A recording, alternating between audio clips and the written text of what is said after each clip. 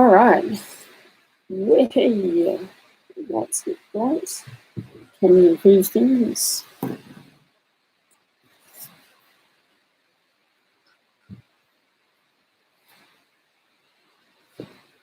I think the camera's a bit rutty.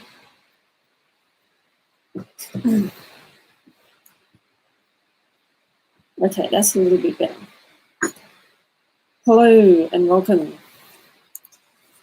I'm a couple of minutes late, but hopefully people will join in good time. It was a very late notice announcement for the live stream, but yeah. So starting with updates. Oh, I've been out of action for a bit, just because I haven't really been feeling like it. Yeah, the channel was that if I felt like I needed to take a break, I'd take a break. So that's what I've been doing. I would like to get a video out at some point, but exactly when, I don't know. I'm kind of busy the next few weeks, especially now that I'm back at uni. But yeah.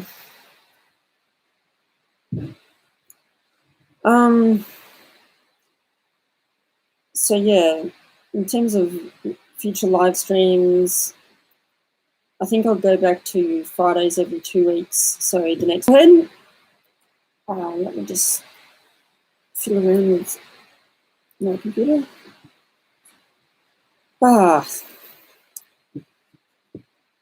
Yeah, so live streams back in 2 weeks on a Friday, and videos starting up again soon.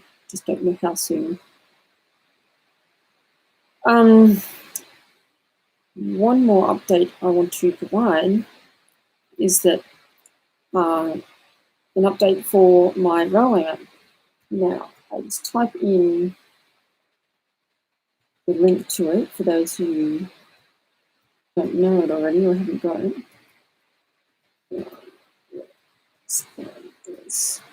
No. Okay. So if you click on that link, they'll take you to my railway map that I have detailed in my last episode, which was about my history with cartography. Now, the update that I wanted to give is twofold, three actually. Number one, the first thing you'll notice if you visited my map a bit before is that the lines are all a bit thicker and more defined. It was tedious, but I went through and I thickened all the lines because I was having a bit of trouble seeing them myself. And if I can't, or if I'm having trouble using my own map, then yeah, I think something needs to change. The other thing I did was I experimented a bit with colours, and so I've lightened up the blue on the rail trails, the lines that you'll see for the rail trails. They're just helps it become a bit more visible when you're on satellite view. And I've also changed the colour of in-use heritage railways to a light green colour. It's not the same as the in-use commercial passenger, but it is green. So yeah, I just thought that was going to be a bit better. G'day Divergent. Yeah, the colours do look better just simply because of the lines being increased in thickness. You can just sort of see them stand out a bit more. And I'll give you a bit of background. When I was starting on the map, I know you can't see this because you don't have access to the editor's version of the map. I do, I have 9 different choices of base maps, as they're called. So one of them is satellite, one of them is sort of your normal Google Maps, and then there's a few others, right? Now, I think if you'll load it right at this second, and you'll probably have to be live for this, if you reload it right now and change the normal view, what looks like the normal view, it should look like the whole base map is a bit grayed out. Now, I'm not sure if this works or not. I can preview it. Let's see. Yeah, so if you reload it right now, you'll be able to see what it looks like. That base map is called the light political base map, and that's sort of what I originally designed it to work best with, the colors to work best with. But then, and I only really intended satellite view to be like a thing where I would only use it basically in order to trace the railways. So yeah, but what I kept finding more and more as people were using it was people were liking the satellite view a lot. And the colors just didn't really pop too much on the satellite view. And I guess I always tried to fight it a little bit. But then to call it, let's say that this is sort of like me giving in. I've accepted that people like satellite view, and it's a useful resource if you are trying to use the map to retrace railways in real life. So yeah, the two options, but I don't really use light political anymore, because if you now reload it again, you should see the base map has changed from light political to terrain. And so terrain is sort of like my new favorite, right? It used to be light political, but it's now terrain. And the reason I really like terrain, west of Victoria, you can see that there are lines pretty much everywhere. They're all roughly the same distance apart from each other. But then you can see that there's a big gap around the Grampians, and you think, oh yeah, that makes sense. Railways can't really climb that steep of a gradient, so it makes sense that they would go around the Grampians. And in the southwest, you can see yachtways, and it gives you an idea of things like the, the beach forest line, which really went into the mountains, and you can sort of see why narrow gauge was then preferred in the mountains. Now, so that was update 2 of 3 on the map. And I'll just mention with colours, I've changed the colours of the, what should I call it, the tramways, the bush tramways and such that are still there. I just noticed discrepancy in my own stuff.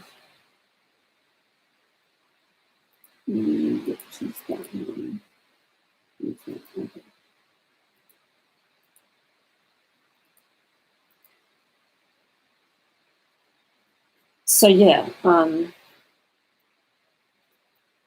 I've changed the colours of the abandoned, the tracks still there, tramways, to a light orange colour.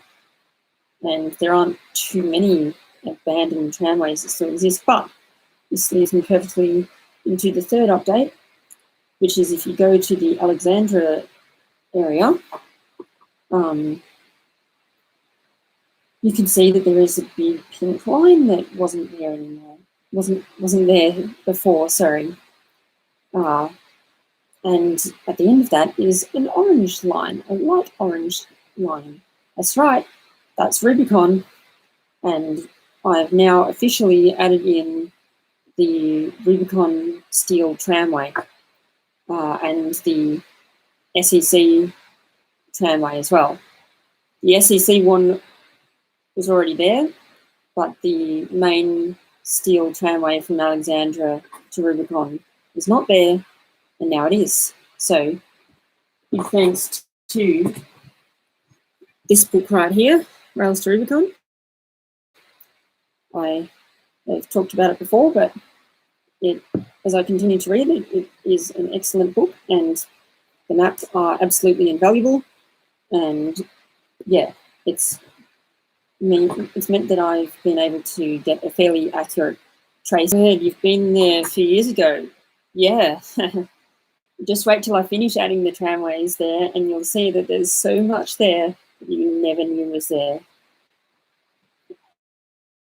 Or should I say, so much was there, because not all of it exists today.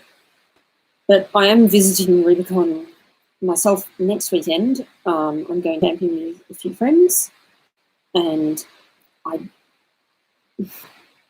although I would love to make a video about all of the tramways and stuff in the area, I don't have the knowledge myself yet to be able to talk about that sort of thing. I need to finish reading the book.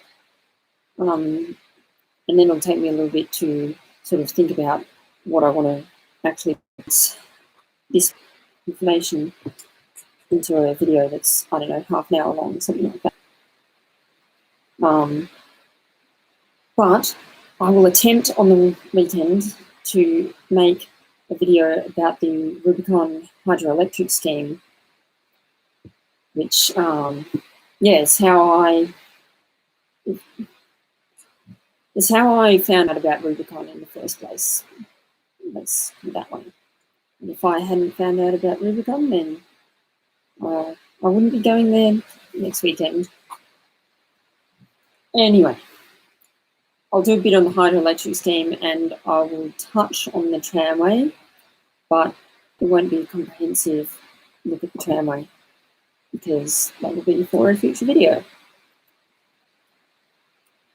So, I'm 13.5 minutes in, but I think it's time to start on the main topic. Feel free to keep browsing them up. I'm very happy with my latest additions, and I hope that I will continue adding stuff to it in the future.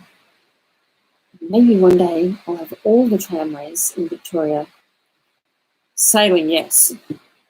Sailing is the topic of this video. I started sailing about 10 years ago. I've sailed on and off since then. The reason that I started sailing in the first place was because I moved to near the beach, and my mum thought that it would be a great thing for myself and my siblings to learn how to sail. And she even convinced Dad to have a go at it as well. My siblings didn't really like it, but I did. I sailed out of Beaumaris Yacht Club.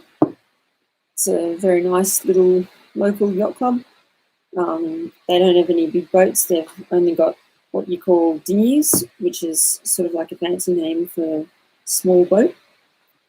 You'll find that sailors have a slightly different word for a lot of things. I started sailing in a class of boats called minnows. They'd probably be 2, maybe 2.5 meters long, and made of timber. Single sail, generally wooden boom, wooden mast, and synthetic sails. But yeah, they were just a very nice old boat. They generally aren't used for training these days, and I'll get to that in a minute. But yeah, that's what I trained on, and there were common training boats for kids at the time, and still are to some extent. But yeah, I'm not sure to what extent Beaumaris still uses the minnows, because I'm not with Beaumaris Yacht Club anymore. Yeah. So yeah, that's what I started on, minnows. Lovely, lovely little boat. And then once I completed the kids training, if you like, which took me maybe 2 years. I think there was like an upper and lower class, so the sailing season is always over the summer with a break around Christmas time. But sort of November to April is sailing season. So yeah, did 2 seasons worth of training in the minnows, and then I started. At that point, I was like, geez, how old was I when I started? So I would have been about 12 when I started, and maybe 14, 15 when I moved up to the adult class. Now, the adult class used slightly bigger boats. They used a class of boat called a pacer. A pacer is probably 3.5 meters long, something like that. And it's a 2-person, 2-sail boat, and generally with fiberglass hull, although there were some wooden ones. In fact, I think they were mostly wooden ones, but I liked the fiberglass ones. And aluminium mast, aluminium beam, synthetic sails, of course. The paces were a bit of a step up. Now you've got to work with a crew member, and that can be easy or difficult depending on who you're working with. But yeah, it's a nice training boat, and those are still very common training boats, very common training dinghies, if you like. Yeah, they give you a taste of sailing while not being too difficult to handle. And so, yeah, they also have the option of a third sail called a spinnaker. Now, I guess I better just explain sails on a boat and a bit about how a boat even sails in the first place. So, everyone knows the shape of a boat, and that's what you call the hull, right? You probably already knew that. Now, you've got the rudder at the back. Again, you probably knew that. In the middle, you've got a centerboard. Now, you know that the purpose of the rudder is to steer you, but the purpose of the centerboard is just to stop you moving sideways and keep you moving forwards, or in whatever direction the rudder is pointing in. And the reason that you have that is because people think that sailing on a sailboat is a bit like being dragged along by a parachute, and that's not true. Sails act more like wings than they do parachutes. Now, yes, they're not a wing per se, they are an aerofoil. There's a difference. They will essentially generate lift, if you like, and that'll be, some force that will be pushing you a bit sideways and a bit forwards. And so the centerboard stops you going sideways and makes you go forwards, right? Cool. Now you've got 2 sails on a typical boat. You've got your main sail and your head sail. pretty simple. You can have different types of head sails depending on the boat and the conditions. With the Pacers, we always sailed with a jib head sail, which if you imagine the mast goes up and down like this, and that's towards the back of the boat, that's towards the front of the boat. The mast is here, the front of the boat's here. The jib goes in a triangle pattern like that.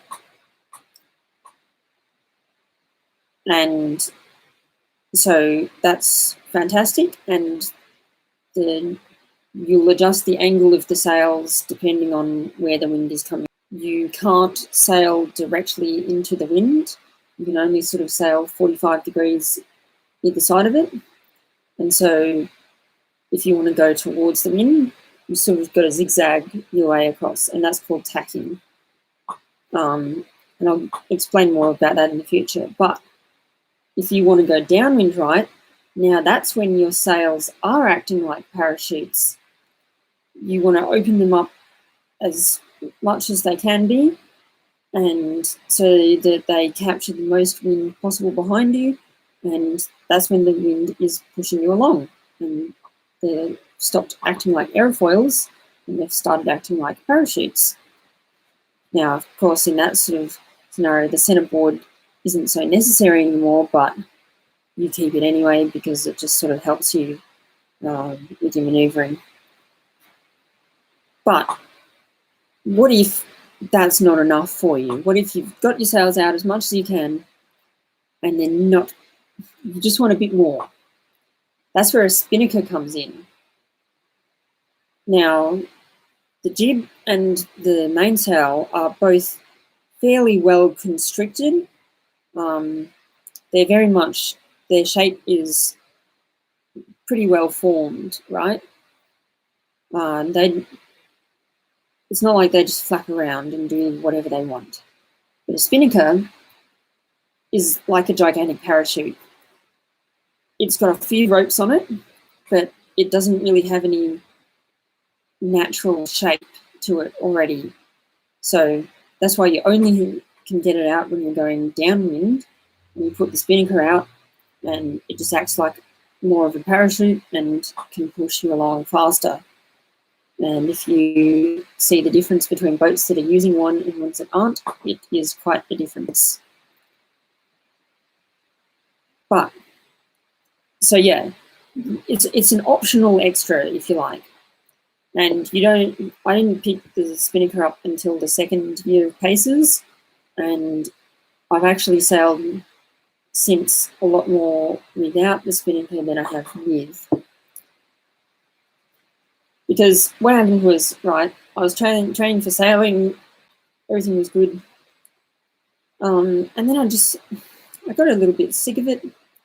I knew that I liked it, but I just didn't have enough stuff to keep me warm, basically.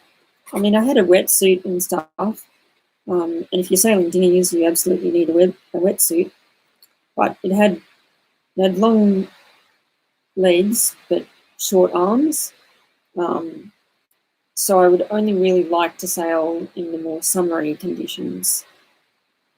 And once it got more towards winter, I sort of didn't like it. And that sort of toppled onto the fact that I was heading into year 11, year 10, I'll say upper high school with sailing. Having said that, I kept in contact with Bromley Yacht Club because I was still a member there, and I still helped out the club every now and then when I could. What are you confused about, Divergent?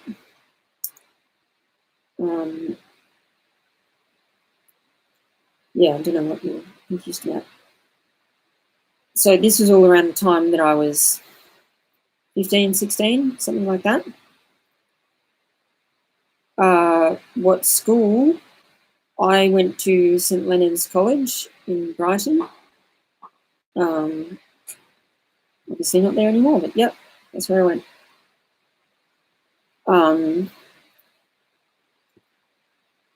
Yeah, so my workload was increasing, but I helped out the yacht club every now and then because they're a small yacht club, and they could do with a helping hand. Now, one of the things that Beaumaris Yacht Club came to me with was they said, we are going to start running a government program called TACAs, and TACAs is aimed at primary school age children, and the idea is that you teach them sailing in small boats and you try to get them into sailing. And so they said, if you complete this training course, you pay for your own training course, but if you become a TACAs instructor, we will employ you as a TACAs instructor, and you'll get paid $20 an hour, something like that, for being a TACAs instructor. Daniel says, hi, just saying this isn't about sailing, but in your mind, which steam loco from the UK would you like to visit Oz, blah, blah, blah, blah, blah. Just quickly, Tornado, I can talk about that at the end if you like. Back to sailing.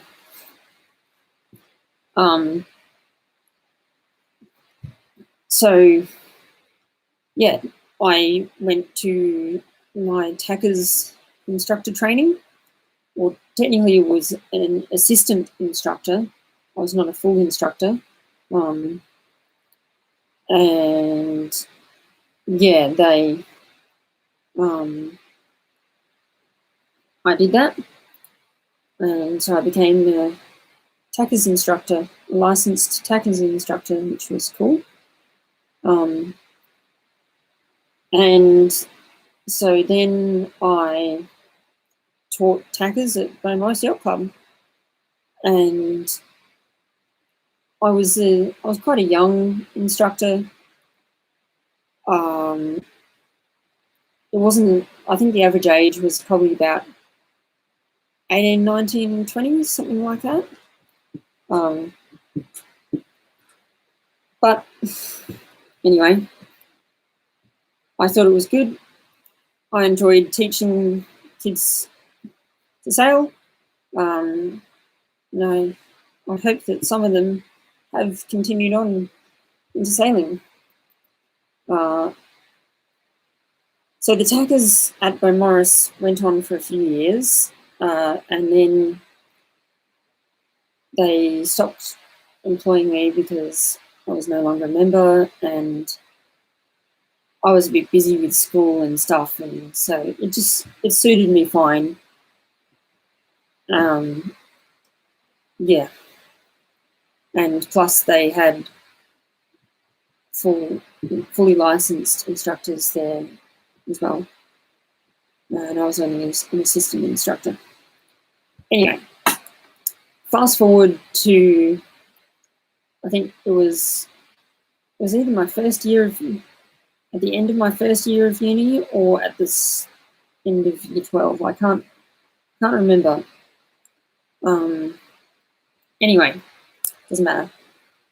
I got an email from Chelsea Yacht Club saying, hey, we found you off of the instructors list. We need some instructors for over a period of a few weeks. Would you be interested in instructing? And I said, yes, I'd love to. So I began work at Chelsea Yacht Club, and Chelsea Yacht Club is another small club. I love Chelsea Yacht Club, very nice. I should go back there. And yeah, I did a couple of rounds of TACAs instructing for them, and then I not this year, but last year, I moved on to training their adult course. They said that was only going to be a temporary thing just for that season because their regular instructor was away somewhere. But yeah, I got to teach adults, and for the first time I really got perspective of teaching adults versus teaching children. And boy, what a difference it makes. Because here's the story. Adults want to be there. Kids is hit and miss. They were forced to be there by their school, and they either like it or they hate it. And the kids who hate it are rather difficult to work with, and it gives me great respect for the actual primary school teachers trying to deal with kids who really don't want to be there, because that's what I experienced. End up teaching kids, or anyone in sailing for that matter, is what to do if your boat capsizes. Because especially if you're sailing a dinghy, it's not a matter of if it will happen, it's when it will happen. I can't tell you how many times I've capsized. And yeah, you need to be able to recover your own boat, or at least make a good attempt at it. And people think that when a boat capsizes, it turtlenecks, so everything is flipped 180 degrees. It's not entirely true.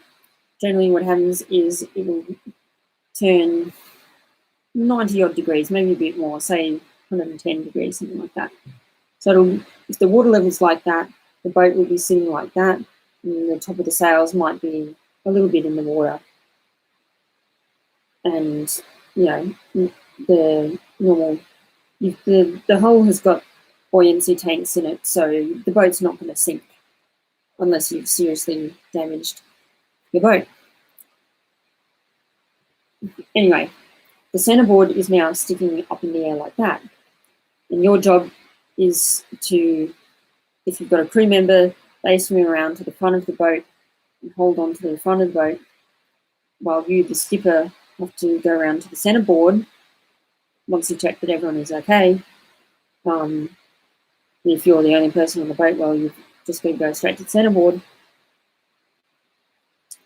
Then you've got to lift yourself up onto the centerboard and just use your body weight to tip the boat back upright again. Now, you've got life jackets on, so it's no big deal, but there are kids who just are deathly afraid of capsizing, and they've got to do it. They've just got to do it. And so, yeah, you've got to teach them how to do it. And the worst thing is, there are some kids that love to capsize, and I mean love to capsize. They will rock the boat, literally, and tip it at any opportunity. And they are equally as annoying. You know what's the most annoying thing? When you have to put the two kids in the boat, one of which loves capsizing. Yeah, there's just a lot of screaming that goes on there, maybe a bit of crying. And if the parents show up, then you've got to explain to them that this is completely safe if you do it right. And, you know, sailing is not dangerous, but it can be dangerous if you don't learn this kind of thing. If you didn't learn how to recover your boat, then yeah, you could be in actual danger. But yeah. My Wi-Fi is rubbish. Yeah, sorry, nothing I can do about that. It looks fine on my end. Sorry. So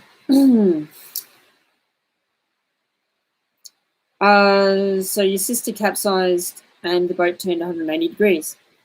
Yes. I should clarify, it's certainly not the most common sort of capsize.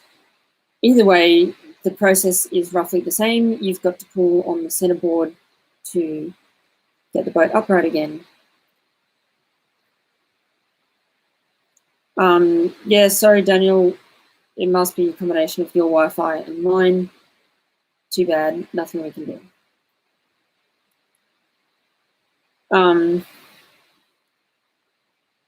Divergent says, I've never had a grudge against teachers for any complaints, but completely get your point. Many issues I wish the education system would focus more on, such as student-teacher relationships.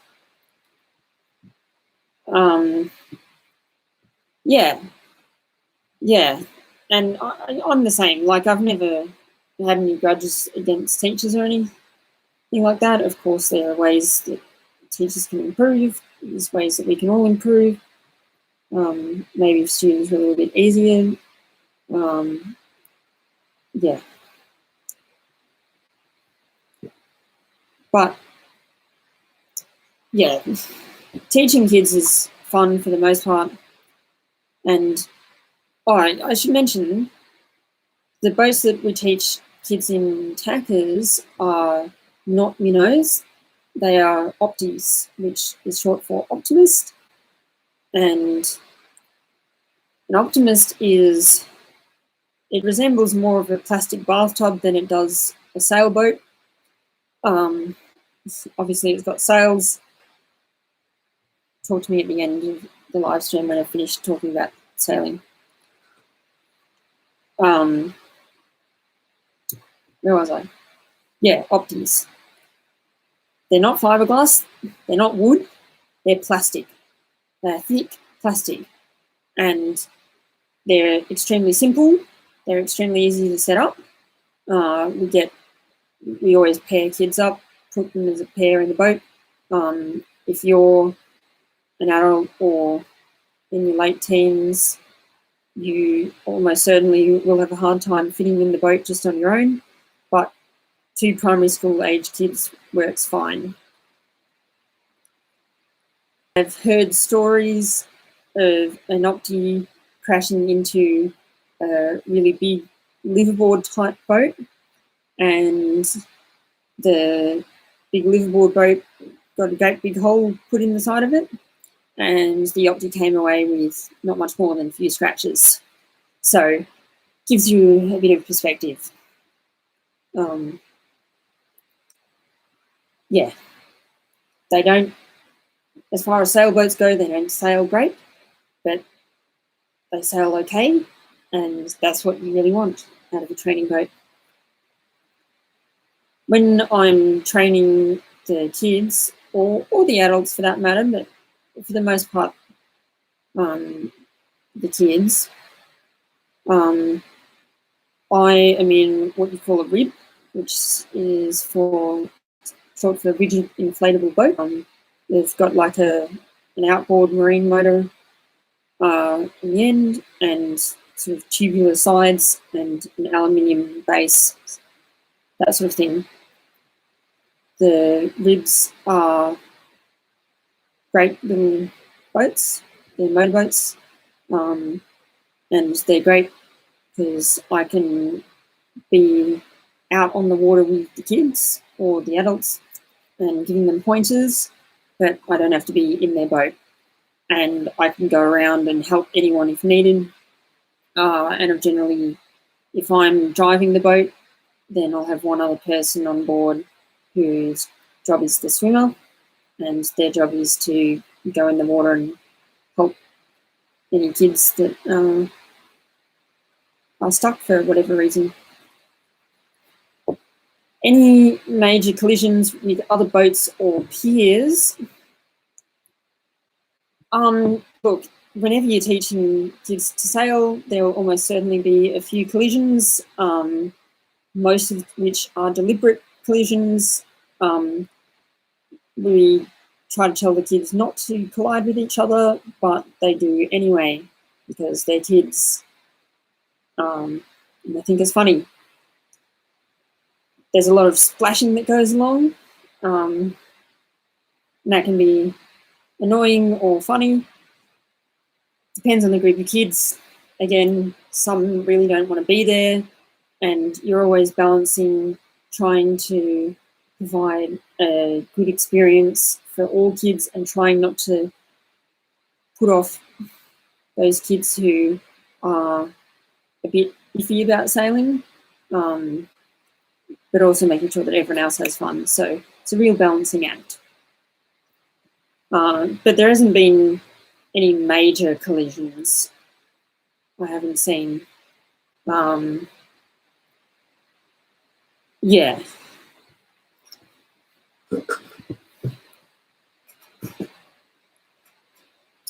All right, Daniel, see you later. So, yeah, the boats training kids is both fun and difficult. Training adults, but you're that one step further in that they already want to be there. I've never had an adult that was learning to sail that really didn't want to be there. But yeah.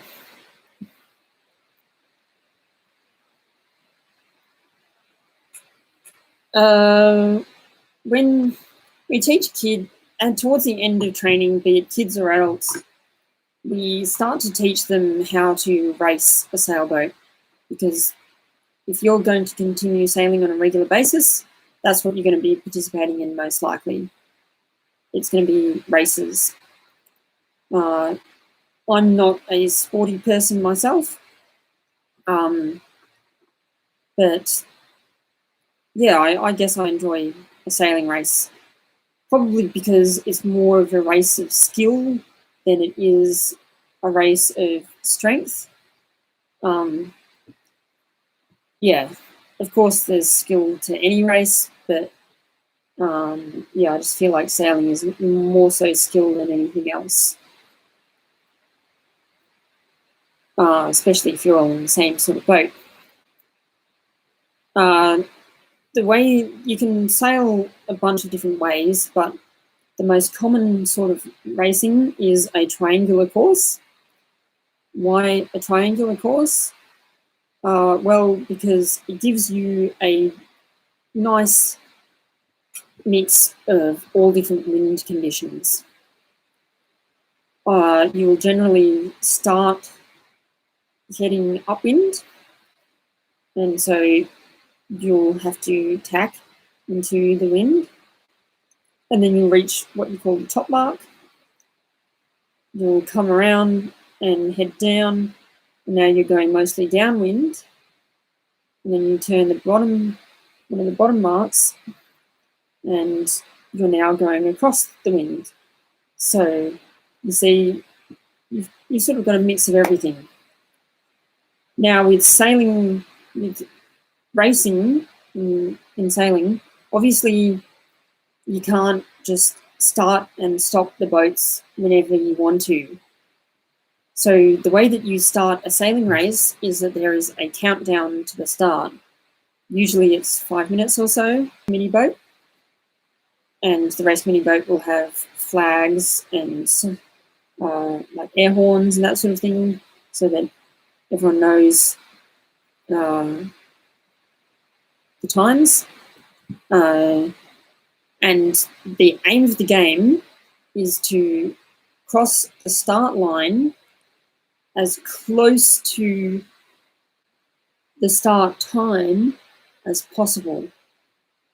But if you cross the start line before the start of the race, then there's generally some sort of penalty. Might be a time penalty, or it might be that you get disqualified. Depends on the race. But yeah, we teach adults and kids how to start a sailing race. And the start is always one of the most exciting parts, all lining up at the start line right when it's about to go. And just like there are rules on the road about who has to give way to who, there are rules on the water as to who has to give way to who. And it's dependent on where the wind is coming from relative to your boat versus another boat. So there can be a lot of argy-barginess going on at the start, and the start can be one of the most critical parts of the race, because you can get seriously impeded if you're not smart about it, or you can get a serious advantage if you outsmart everyone else. For example, one of the rules is that if the wind is coming from the starboard side of your boat, then you've got right of way over other boats that have got the wind coming on their port side. So you can come in on what you call a starboard tack, and you can shout out to people, "Starboard!" And that's a way of saying, "I've got right of way, get out of my way." So that can be really good. And yeah, you can push everyone out of your way, essentially, if you time it right and everything. But yeah, you get good at it. In dinghies, when I was sailing paces, I always did 3 laps of the course, and so the race would last maybe 3 hours, maybe 4 hours, something like that. And yeah, it's quite fun. You often get quite wet depending on what the seas were like. And yeah, it's a very fun race. Now, in my club of Beaumaris Yacht Club, when I was doing racing on a regular basis, we had 3 different divisions. We had the Pacer division, the Javelin division, and the Sabre, the Sabre/Minnow division. Now, each one of those groups had to do more or less laps, because javelins were inherently faster than pacers. It's just the way that they were designed. They're a much thinner boat relative to how long they are, so that way they can go faster, but they're inherently more unstable because of that. So javelins always did 4 laps, the pacers did 3, and the sabres did 2. I sailed a bit with sabres. The club only had 1 or 2 sabres, and I always hired boats. I never actually ended up getting my own boat. I'd always hire the club boats. But yeah, that was fine. Otherwise, I would do paces, and occasionally I would crew on someone else's faster boat. It was fun times. Sailing, I always enjoyed the feeling of being on the water. And I just didn't like being cold. That was my main thing. Sailing, you had bad weather more often than you had good weather. And so I would often get very cold out on the water and come in shivering, and after I'd packed my boat away, I would be very much looking forward to a nice warm shower. So yeah, that was another reason why I sort of dropped out of sailing. But now we move on to,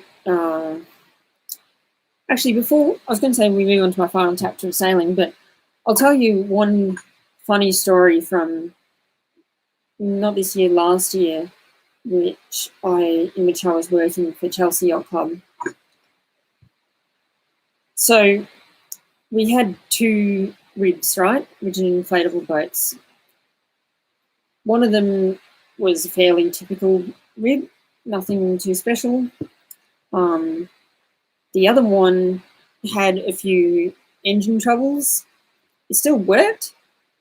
It just had a few eccentricities, if you like. And yeah, I was warned about how it was difficult to get this motor started, and you had to sort of push this lever and pump this thing and flip that switch in just the right order at the right time, and that'd get it started, right? So it's a bit dodgy, but if you knew what to do, you could get it to work. I normally was driving the other rigid inflatable boat. I was driving the other rig for almost all the time because there were two, and the other one worked better, and they just did different things. They were good at different things. Because this one with engine troubles was a slightly bigger one. Anyway, one thing I was not warned about, though, was the fact that it had a little issue with the throttle. So I got it.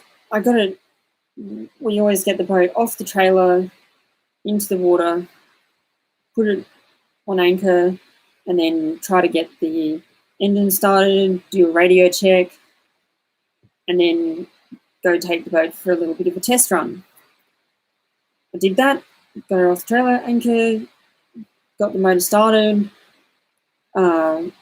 radio check, all good. And I went to head out towards the sea for a little bit of a test. And everything seemed good, handling well, increased the throttle, awesome, all good. I thought, perfect, I'll turn back because I was a fair way out. I'll turn back and I will head back in and await instructions. And, follow the boats out, because at that point everyone was sort of starting to get into the water. I headed down towards the beach and then started to get a bit closer, and I pulled the throttle back and the engine stayed the same. And I didn't slow down. So I am rocketing towards a crowd of people, mostly whom were kids, but some adults as well. Bunch of boats, just not great situation. I kept pulling forwards, back. No, nothing was happening. I seriously thought that this was going to be, I was about to have a pretty damn serious accident. But I remembered last second that I could do something as a last-ditch effort, and that was pull the emergency engine cut cord, pull the emergency engine stop cord. Generally wrap that around your ankle, and it's designed so that if you get hit by a rogue wave or something and you fall out, you pull this cable out as you're falling out of the boat, and it quits, make sure that the engine quits.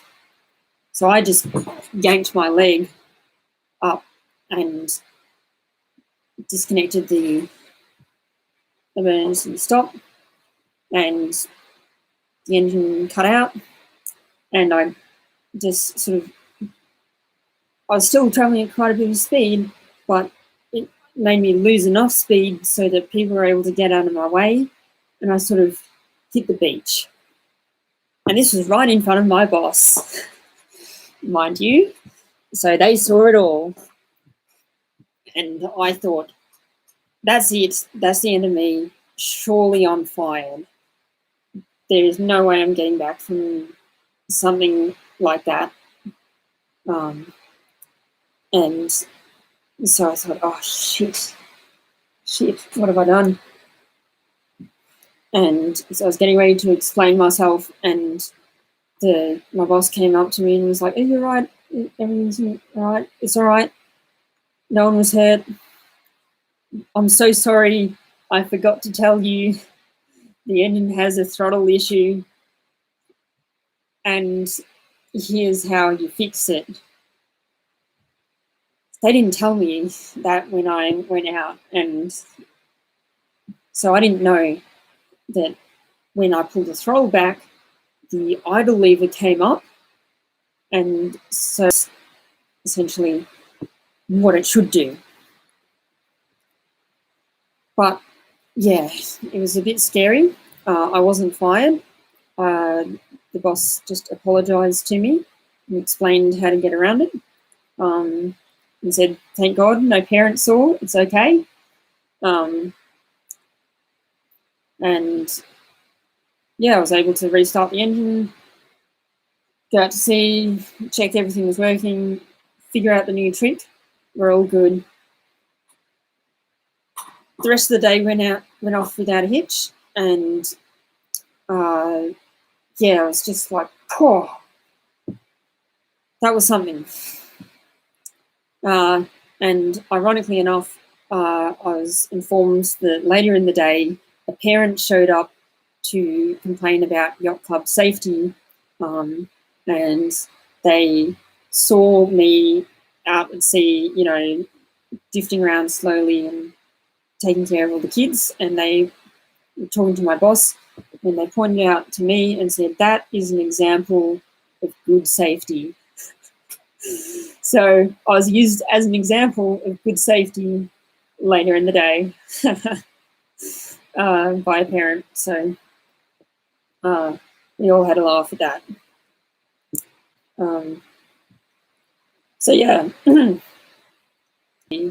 do want to talk about probably my worst experience when I was actually on a boat sailing. Now, I'd capsized before many times. I'd been out in rough weather a few times. This was nothing new, but I'd gone out racing one day and the wind picked up a lot, and yeah, had to be called off. But just before the race was called off, I managed to, and I ended up falling underneath the sails rather than on top of the sails, and so I was sort of trapped underneath the sails for a bit, and then the boat sort of continued around and pushed me around, and I came up underneath the boat where it was turned 180, and I was able to breathe and everything, but then when I flipped my boat back up again, I found out that my mast had broken. No, it wasn't my mast. No, it was my boom. My boom had broken, which is the thing that sort of swings out side to side. And so not only did I have a tough time getting the boat back upright, but everything was broken. Not a good time. So I had to put my hand up and call out for the rescue boat. When you're racing, you always have a rescue boat around, and so they came round, and somebody jumped out and helped me to get everything back together, and then they helped me attach a tow line, and I had to get towed back into shore. And so yeah, that was my worst sailing experience that I've been in, probably. Now, I've been going for an hour, but I will briefly talk about my most recent chapter in sailing, which is only a few months old. I have officially stopped sailing dinghies, and I've started sailing keelboats. What are keelboats? They're just bigger boats, right? They've got all the same stuff. They're just a bit bigger, and everything is scaled up. Have I purchased myself a keelboat? No. definitely not. Those things are very expensive. But a family friend did purchase a keelboat a few years ago. They had a staircase building business and they sold it, and then they, with their they retired on the business sale and bought a boat. Now they've started to sail out of Sandringham Yacht Club, and so yeah, a couple of months ago, we got a text from Mick, who owns the boat, and he said, "Hey, we're going out on a Saturday afternoon to watch the start of the Geelong Festival of Sails race, which is more of a traditional blue water race." So they were going from St Kilda, I think, to Geelong. But yeah, we said that we were going to. They said, "Oh, we'll motor up there, see the start, get amongst the boats for a bit, and then we'll put up our sails, shut off the motor, and sail back." And that was a very nice day. And he said on that day, "Hey, I race at the yacht club, at Sandringham Yacht Club, every Wednesday afternoon. If you like, you'd be welcome to join me as a crew member." So I said, "Yeah, that sounds all right." Then I had a good experience today, and yeah. So I've officially started sailing on keelboats with Mick. Keelboats, although you've still got 2 sails with an optional 3rd spinnaker, you have more crew members. You could get away with 2 people, but when you're racing, you really want sort of as many hands as you can get. So we generally sail with a crew of about 6 or 7 people on board. It's a fairly regular crew. We're good friends with everyone on board now, and yeah, we've had some lovely weather, what Mick likes to call champagne weather, or beer drinking weather. That's one of the benefits of having a keelboat, is that you've got an onboard fridge, and yeah, that's pretty nice. And yeah, we sail every Wednesdays around Sandringham Yacht Club. We've had some rough weather as well. Probably I posted an Instagram story, I think it was a bit over a week ago, where I just got absolutely drenched. And yeah, it was just a rough time. Still not really sure if I enjoyed it or not, but I think I did. I've had to learn a lot, because although the general principles of sailing are still the same, so you've got to do things like you've got to learn how to operate the winches, because you're not going to pull that sail all the way up by hand. You get a part of the way by hand, but not all the way. So yeah, learning for example, I'm sure you've seen pictures of a bunch of people sort of sitting on the rails on the side of the boat as it's sailing along, and those that's the sort of boats that I'm on, and I do that sort of thing. I hang off the side. But whenever you tack or you jibe, which is tacking is when you turn across the wind, and jibing is when you turn away from the wind. Anyway, the sail changes to the other side of the boat, and so you've got to get yourself to the other side of the boat, because you're counterbalancing the force of this wind pushing you over that way, and you want the boat to be upright.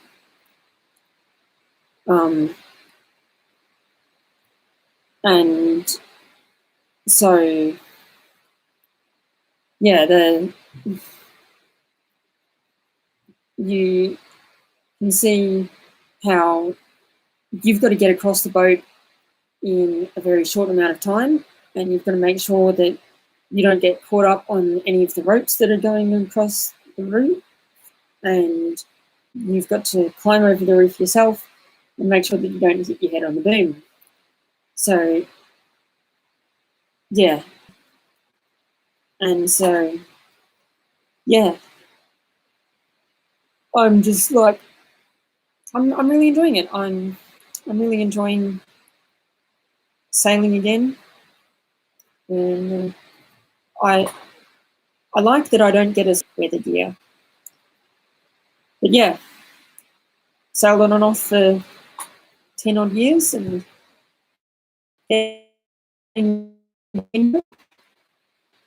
we'll see where it takes me in the future.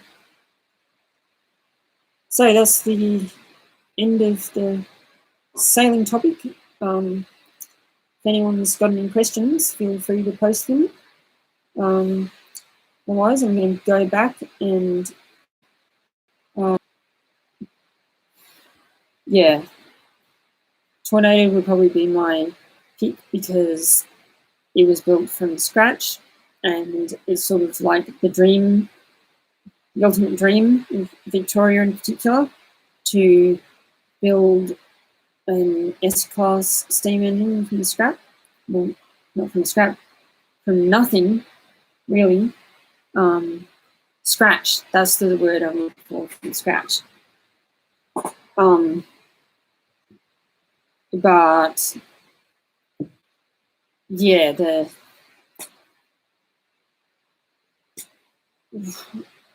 there's a bunch of reasons why the UK did it and we haven't. But I think Tornado would be probably the best option. How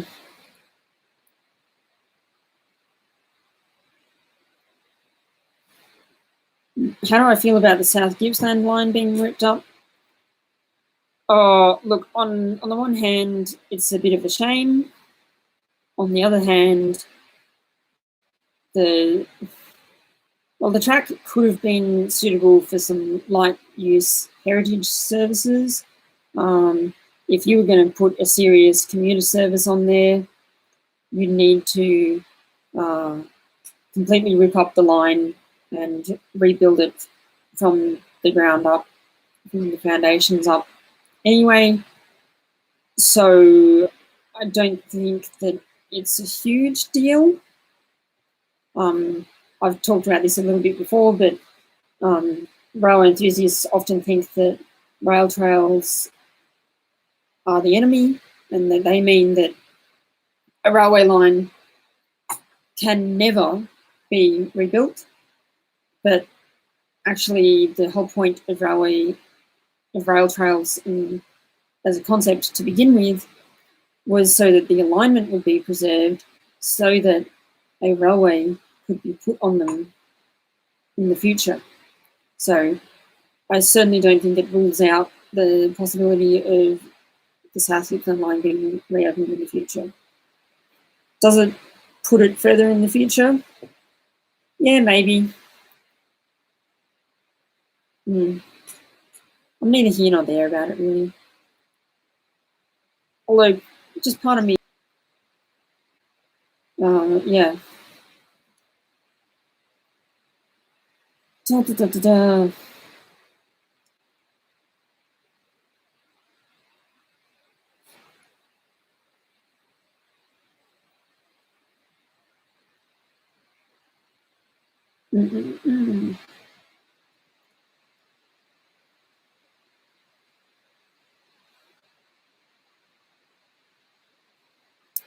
I suppose someone, yeah, here we go.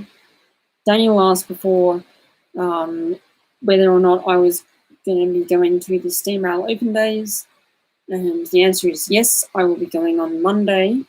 I used to be a Steam Rail volunteer, but then I stopped because I just couldn't manage the time, basically. Perhaps I'll look into becoming a STEAM volunteer again in the future. But to answer the question, yes, I'll be at the Newport workshops on Monday.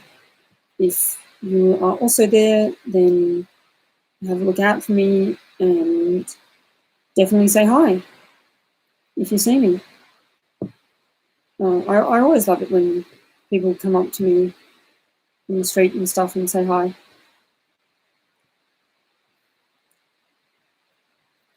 Divergent says the problem is that too much preservation just makes us stuck in the past.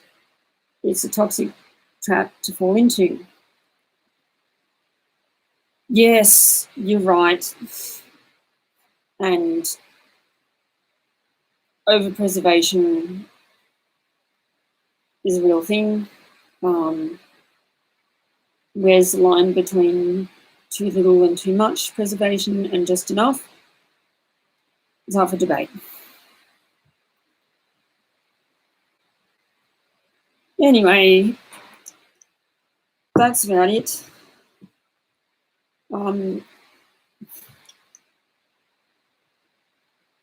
Yeah, I hope you enjoyed this episode. It's a bit longer than usual, but oh well. Be back in another 2 weeks on a Friday for another live stream and hopefully a video before then. Anyway, see you later.